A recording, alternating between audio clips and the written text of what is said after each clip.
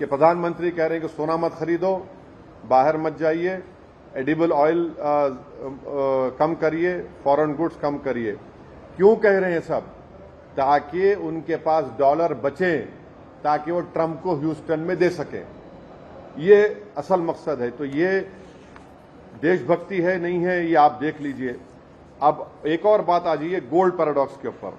हमारे पास जो गोल्ड है, मार्च 2026 में आरबीआई के पास 77% of total gold reserve domestically था।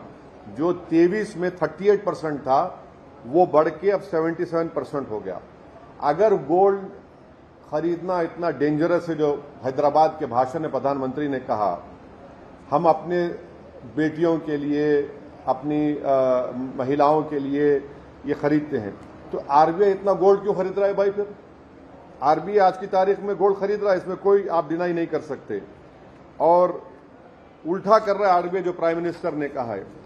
और ये है तो सेफ आंसर प्लेन है। आंसर प्लेन क्या है कि बीजेपी चाहती है कि स्टेट के पास गोल्ड रहे और डॉलर दिया जाए ट्रंप के लिए।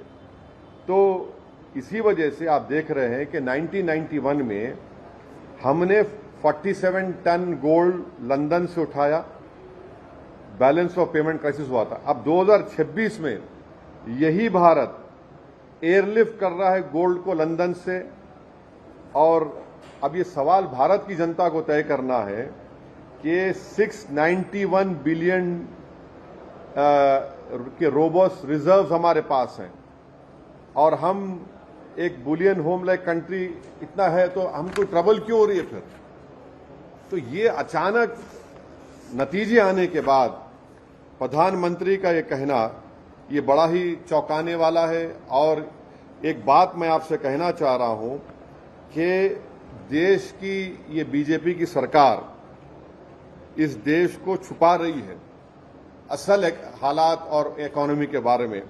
आप देखिए कि हम 104 ton gold bank of England से और बैंक ऑफ इंटरनेशनल सेटलमेंट से सेकेंड हाफ ऑफ 2025 में हमने उनसे ट्रांसफर किया है। तो ये चीजें हैं। अब देश को तकलीफ उठाने का वक्त आ चुका है, देश की जनता को, और उसको प्रधानमंत्री देशभक्ति से जोड़ दे रहे हैं। ये कैसा होगा? चुनाव जब चल रहे थे तो आप सीना तान कर बोल रहे थे, आपने एक्साइज ड्यूटी को भी आपने कट कर दिया। आप चुनाव हो गए तो अब ये सब बोझ देश की जनता पे आयद होने जा रहे हैं।